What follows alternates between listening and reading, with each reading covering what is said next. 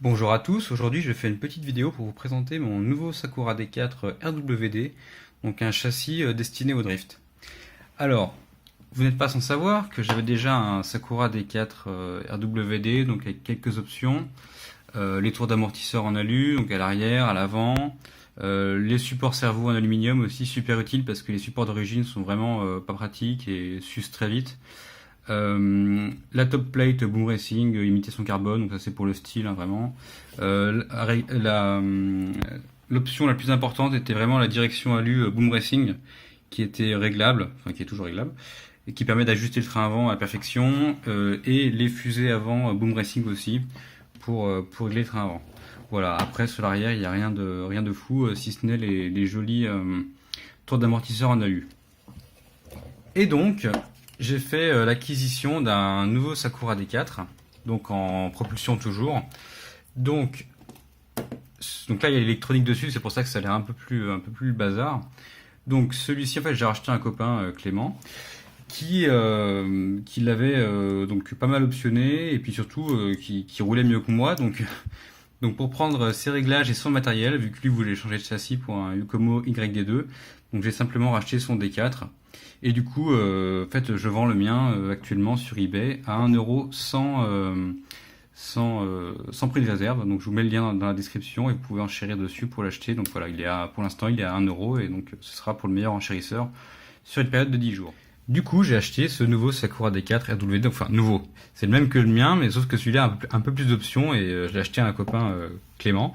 Et donc il l'avait très très bien réglé. Il y a des options en plus du mien, donc j'ai acheté celui-là pour revendre le mien. Alors, qu'est-ce qu'il a celui-là au programme? Donc, il a, tout comme le mien, des tours d'amortisseur en alu. Donc ça fait pas tout, ça fait même pas grand-chose. Il a aussi les fusées alu Boom Racing, comme sur le mien.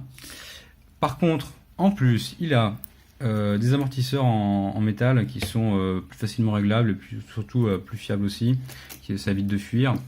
Il a une direction en alu un peu différente. Bon, je sais pas trop quel est l'intérêt par rapport à la mienne, mais en tout cas, un des intérêts principaux, c'est que vu que la mienne est réglable, parfois, si elle est mal serrée, ça pose certains problèmes. Celle-ci, au moins, ne peut pas se desserrer. Il y a aussi un support servo un peu différent, où le servo est placé à 90 degrés du mien qui était avant dans le sens du châssis, donc pour aller avec la direction. Et il y a surtout en chose visible le châssis Boom Racing carbone brillant, voilà. Donc avec des petites flammes et tout, c'est plutôt sympa. Ça change de mon châssis tout noir, tout bête. Donc ça c'est pour le style. Donc il y a la bottom plate et la top plate, donc là qui est cachée par l'électronique que j'ai mis dessus. Mais surtout comme option importante, il y a ce support moteur oxygène, voilà, qui permet d'avoir le moteur en hauteur et donc d'avoir un centre de gravité plus haut et plus vers l'arrière que sur le mien, où pour comparer, le moteur était placé ici. Donc en fait, au lieu d'être à cet endroit, le moteur est vachement plus haut, vachement plus en arrière, ce qui permet de mettre un peu de poids sur le train arrière et de le rendre plus réactif. Voilà, donc la conduite est différente du mien. On sent vraiment le poids à l'arrière, mais c'est intéressant. Voilà, donc on peut revoir également à l'arrière les amortisseurs en métal, ainsi que les tours d'amortisseurs en alu, d'autres petites options sur l'arrière là.